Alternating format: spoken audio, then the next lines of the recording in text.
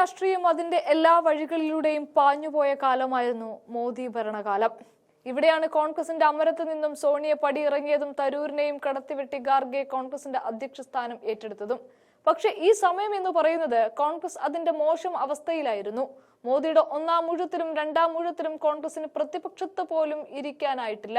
അത്തരത്തിൽ പാർട്ടി ക്ഷയിച്ചുകൊണ്ടിരിക്കുമ്പോഴാണ് ഖാർഗെയുടെ കയ്യിലേക്ക് അമിത ഭാരത്തോടെ കോൺഗ്രസിനെ സോണിയാഗാന്ധി ഏൽപ്പിക്കുന്നത്. ഇവിടെ കർണാടകയടക്കം വിജയിപ്പിച്ചുകൊണ്ടാണ് 2024 ലോക്സഭയിലേക്ക് ഖാർഗെ കോൺഗ്രസിനെ ഒരുക്കി നിർത്തിയത്. ഒടുക്കം മൂന്നാം ഊഴത്തിൽ ഭൂരിപക്ഷം കുറഞ്ഞ മോദിയെയും സഖ്യകക്ഷികളെ കാലുപിടിച്ച് പ്രധാനമന്ത്രി പദം ഒപ്പിച്ചെടുത്ത മോദിയെയുമാണ് നമ്മൾ കണ്ടത്. എന്നാൽ അതേസമയം രാഹുൽ ഗാന്ധി പ്രതിപക്ഷത്തിന്റെ അമരത്തിരിക്കുന്നതും നമ്മൾ കണ്ടു. ഇതിലേക്കെല്ലാം നയിച്ചത് മല്ലികാർജുൻ ഖർഗെയാണ്. കൂടാതെ രാജ്യസഭയുടെ പ്രതിപക്ഷ സ്ഥാനത്തിരുന്നു കൊണ്ട് ഖാർഗെ ഉയർത്തുന്ന ചോദ്യങ്ങളും അത്രമേൽ മൂർച്ചയുള്ളതായിരുന്നു. ആ ഖാർഗെ അടുത്ത വർഷം ജൂണിൽ പടിയിറങ്ങുകയാണ്. പറഞ്ഞു വരുന്നത് 75 രാജ്യസഭാ സീറ്റുകളിൽ അടുത്ത വർഷം ഒഴിവരുമെന്നാണ് റിപ്പോർട്ട്. ആകെയുള്ള 245 സീറ്റുകളിൽ ഏപ്രിൽ, ജൂൺ, നവംബർ മാസങ്ങളിലാണ് 75 ഒഴിവുകൾ വരുന്നത്. ഇതിൽ 233 സീറ്റുകൾ വിവിധ സംസ്ഥാനങ്ങളിലെ തെരഞ്ഞെടുപ്പിലൂടെയും 12 എണ്ണം രാഷ്ട്രപതിയുടെ നാമനിർദ്ദേശത്തിലൂടെയുമാണ് തെരഞ്ഞെടുക്കുന്നത്.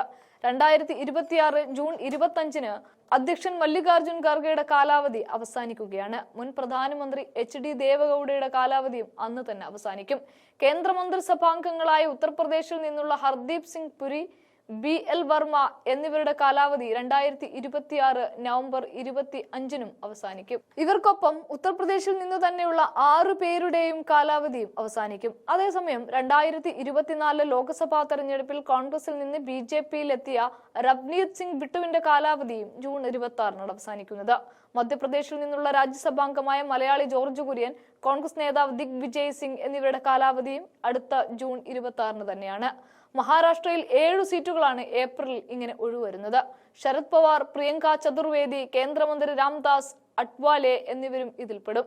ജാർഖണ്ഡിലെ JMM നേതാവ് ഷിബു സോറനും ഗുജറാത്തിൽ നിന്നുള്ള ശക്തി സിൻഹ് ഗോഹിലും 2026 ജൂണിൽ തന്നെയാണ് വിരമിക്കുന്നത്.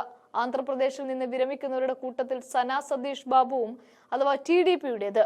YSRCP നേതാക്കളായ അയോധ്യ രാമി റെഡ്ഡി, പരിമൾ നബ്താനി, പില്ലി സുഭാഷ് എന്നിവരും ഇതിനോടൊപ്പമുണ്ട്.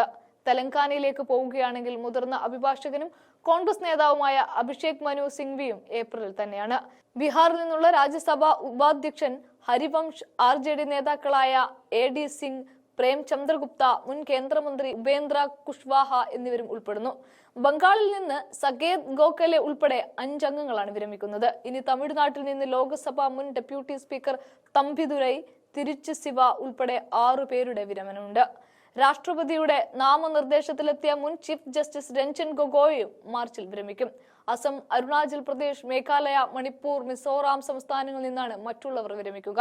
നിലവിൽ രാജ്യസഭയിൽ NDA സഖ്യത്തിന് 129 സീറ്റുകളും പ്രതിപക്ഷത്തിന് 78 സീറ്റുകളുമാണ് ഉള്ളത്.